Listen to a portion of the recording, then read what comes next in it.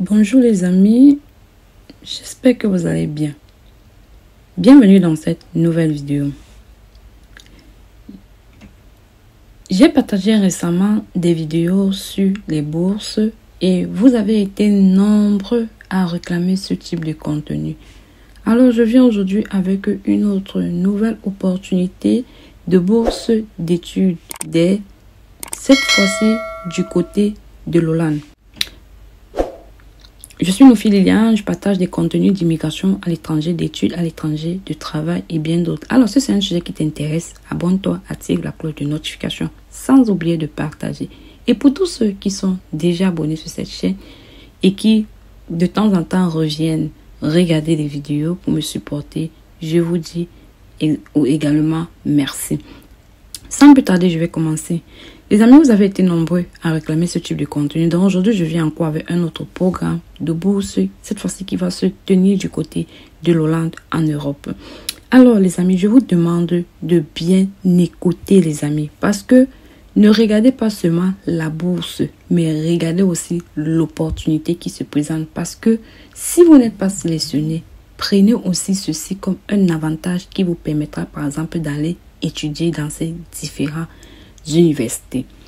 J'espère que je me fais bien comprendre. Donc, appliquez pour la bourse. Si vous n'êtes pas sélectionné, allez aussi, il faut regarder les universités et les montants, car ça vous aidera à vous avoir une admission et faire vous-même votre propre procédure pour tous ceux qui aimeraient aller étudier aux Pays-Bas, bien en Hollande.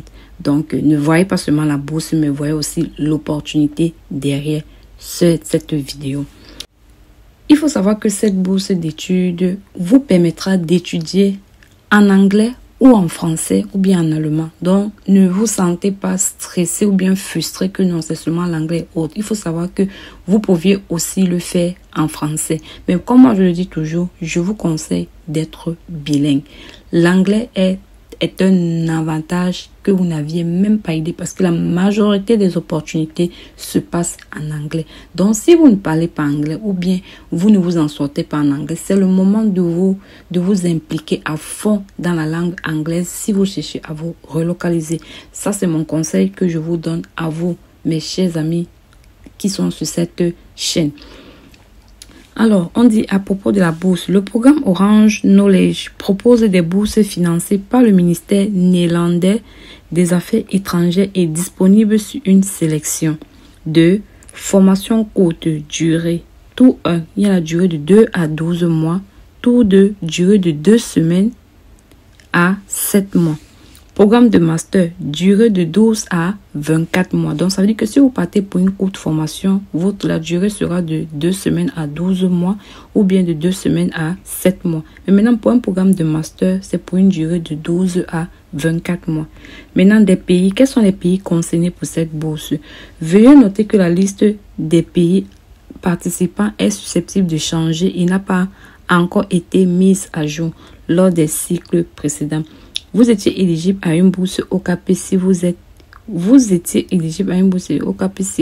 ressortissant et travaillez dans aussi les pays, le Bangladesh, Bénin, Burkina Faso, Burundi, Colombie, RDC, Égypte, Éthiopie, Ghana. On a bien dit, si vous êtes ressortissant, Irak, Jordanie, Kenya, Liban, Mali, Mozambique, Niger, Nigeria, territoire palestinien, Rwanda, Sénégal, Somalie, Afrique du Sud, Soudan du Sud, Tanzanie, Tunisie, Vietnam et Yémen. Thème central. Le programme Orange Knowledge se concentre davantage sur les programmes d'études liés au système suivant: santé et droits sexuels et reproductifs, sécurité et santé de droit. Les candidatures qualifiées dans cette thématique seront prioritaires, mais les candidatures dans d'autres domaines sont toujours les bienvenues. Veuillez vérifier si votre programme d'études correspond au document de focalisation du pays pour votre pays. Donc les amis, je ne vais pas entrer trop dans les détails parce que pour éviter que la vidéo soit longue. Donc quand vous allez être sur le site, je vous conseille d'entrer dans tous les liens qui seront présentés. Donc, vous allez entrer dans le document de focalisation sur le pays. Vous allez lire maintenant quelles sont les exigences. Un nombre limité de bourses est attribué aux professionnels féminins et masculins qui sont motivés. Vivre et travailler dans un pays OKP, maîtrise de l'anglais ou du français. Comme je vous disais, ou du français, pas et, mais ou. Donc, votre langue peut être le français ou l'anglais. Travailler dans l'un des domaines prioritaires de leur pays peut motiver à utiliser et à transférer ses connaissances et son expérience dans l'obligation qui l'emploie après ses études, accepter les dernières obligations et conditions. J'espère que vous allez accepter les obligations et conditions. Je vais faire un flash dessus. Ok, voici les obligations et conditions. Obligation of scholarship holder knowledge. On va lire, vous allez lire. Je vais juste vous montrer. C'est un endroit où on dit scholarship reimbursement. The scholarship is a contribution toward the cost of the course or program and cover costs as specified in Annex 1 fixed reimbursement. For master degree program, this applies to first academic year only. Donc, ça veut dire que pour ceux qui vont aller pour un programme de master, on vous rembourse juste l'argent de la première année. In case of programs that are longer than 1 year, all other costs are the responsibility at the scholarship holder. Donc, pour la deuxième année, ça sera à vos frais. Donc, c'est vous qui allez dépenser. Allowance and reimbursement only apply to the actual number of days or months the scholarship holder attend the course or program with the Orange Knowledge Program Grant Period. Donc, ils disent que les frais vos frais, votre argent de poste vous seront donnés juste pour la période que la bourse vous couvre. Donc, si vous partez pour un programme d'1 an, on va vous payer la bourse pendant les 1 an. Donc, si vous partez pour la deuxième année, ce n'est plus à leurs frais. Donc, ça sera à votre charge. The Dutch institution determine how the reimbursements are paid. Example, in cash, in kind by bank transfer, or the fixed reimbursement for subsistence allowance, study material and relevant e-learning facility as related. Donc, on dit que les montants on va vous donner. Maintenant, voici la durée de la bourse. Vous avez vu, vous allez lire la durée de bourse. Donc, les amis, voici les montants qui vous seront donnés. Fixed reimbursement for shortcut. Donc, ça, c'est pour les formations à durée courte. Et voici maintenant pour les formations à durée longue. Donc, vous allez voir les montants qui vont vous donner. Donc, voici ceci. Vous allez lire, vous allez venir voir les montants qui vont vous rembourser. Par exemple, pour les frais de transport, les frais de voyage. Ils disent qu'ils vont vous rembourser ce montant. Si vous êtes en Afrique du Nord ou bien en Afrique, ils vous remboursent soit 1675 pour vos frais de transport. Donc, ça veut dire que ça couvre tout ce que vous avez dépensé. Ils vont vous donner 1675. Donc, frais de visa, frais de vos billets d'avion et autres. Ça couvre tout. Donc, ils vous remboursent cet argent. Mais maintenant, pour ceux de la formation courte, ils vous remboursent votre argent. Donc, pour ceux de l'Afrique, 1400 € et autres. Donc, c'est les montants qui vont vous rembourser. Ok, donc les amis, on revient. Donc, ça veut dire que je vous ai montré l'agrément, les obligations et conditions. On va continuer. Maintenant, pour la langue, on dit you need English or French language skill to allow classes in Netherlands. On dit que demands for education for certification with language skill differ per education institution. Donc, pour montrer votre preuve de langue, ça diffère d'une institution à une autre. Maintenant, on dit les priorités, les thèmes prioritaires par pays.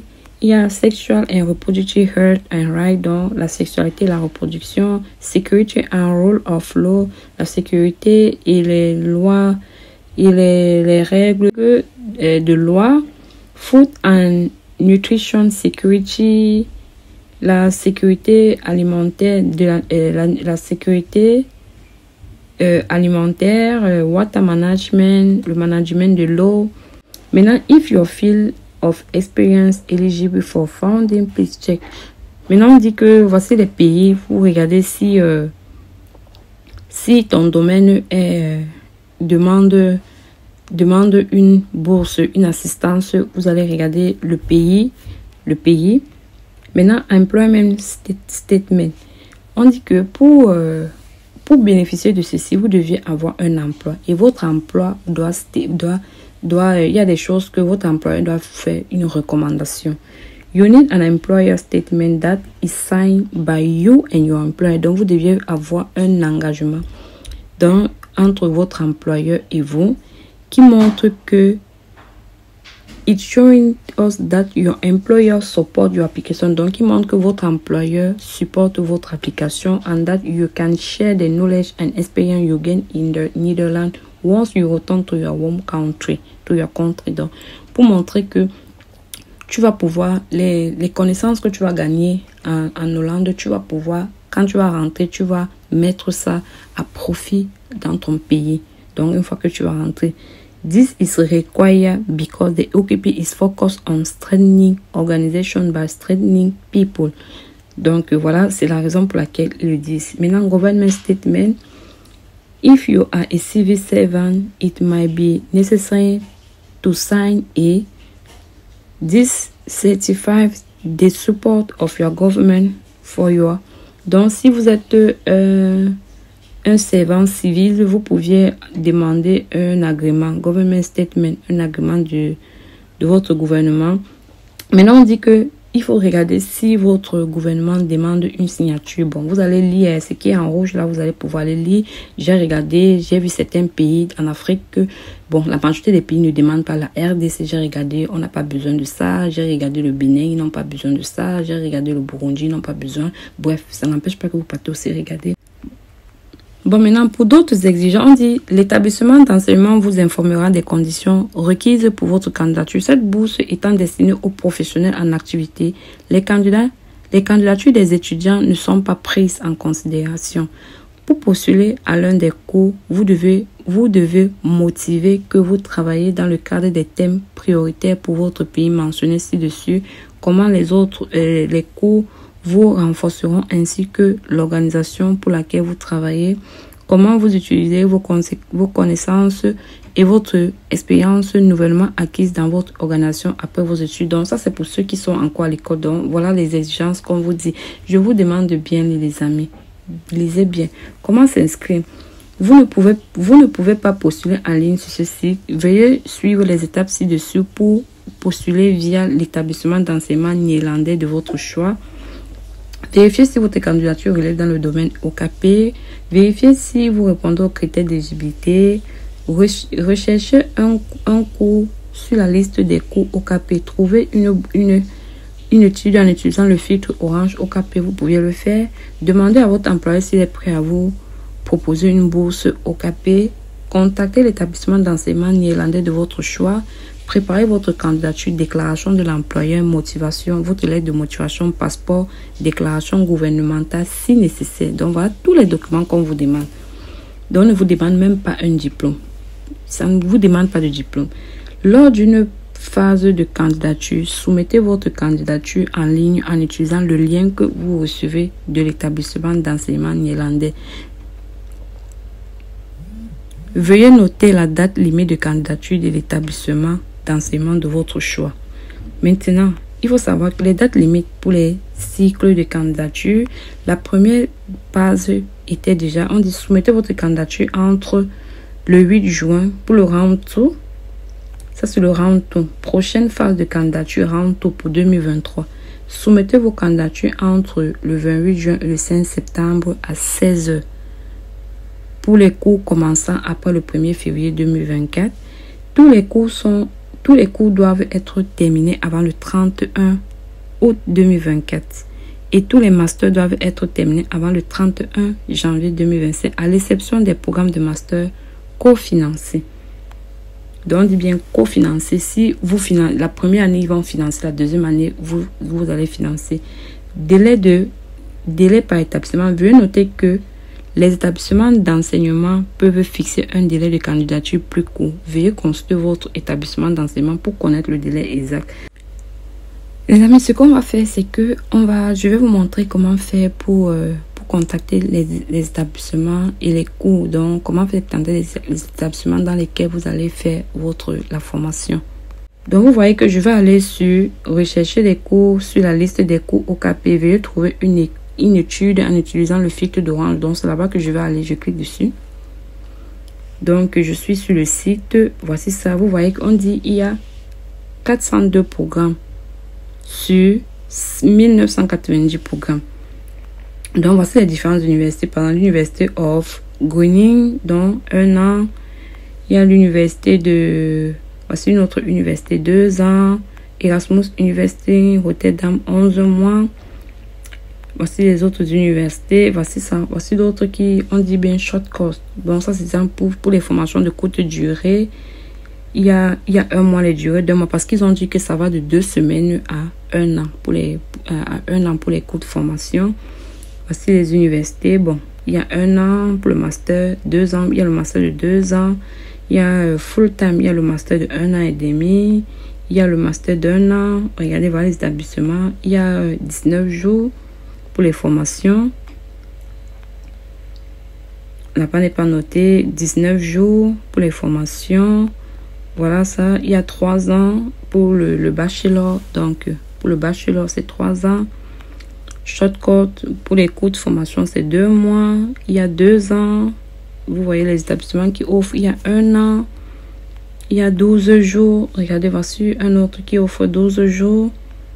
Il y a 2 ans. Il y a 2 ans. Bref, les amis, vous allez venir et fouiller. Bon, alors je vais un peu cliquer sur où vous avez vu short course pour advocacy and policy influencing strategy and skills. Ça, c'est pour un programme de formation courte. On va y aller. Vous voyez que je suis sur leur site. C'est écrit la bourse d'études. La période de candidature pour les bourses est à nouveau ouverte.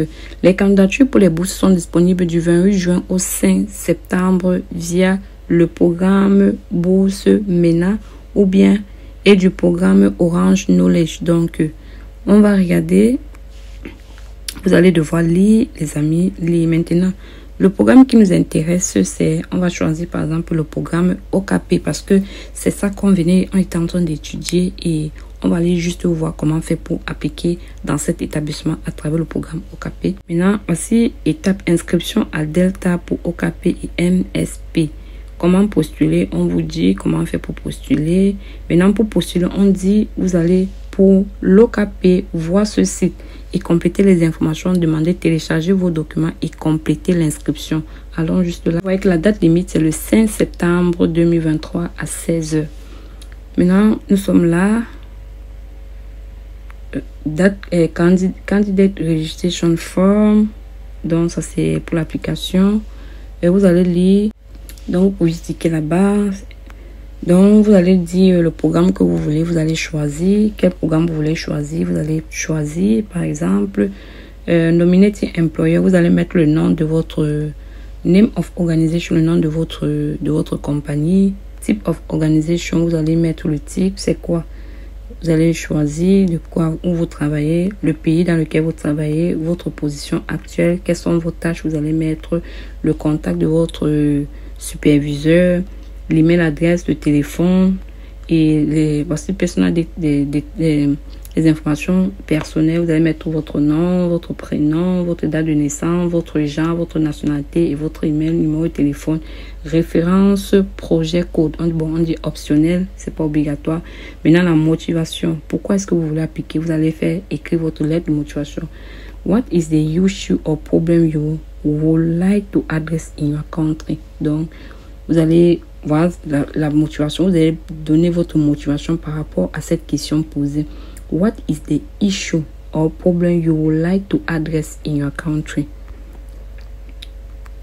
How will this course enable you to address the issue? Donc, comment on demande quels sont les problèmes que tu relèves dans ton pays, que tu peux relever de ton pays. Bon, il faut traduire.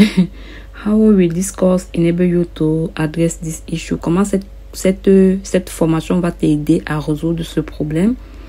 How does the position you hold with within your organization enable you to address the issue upon your return.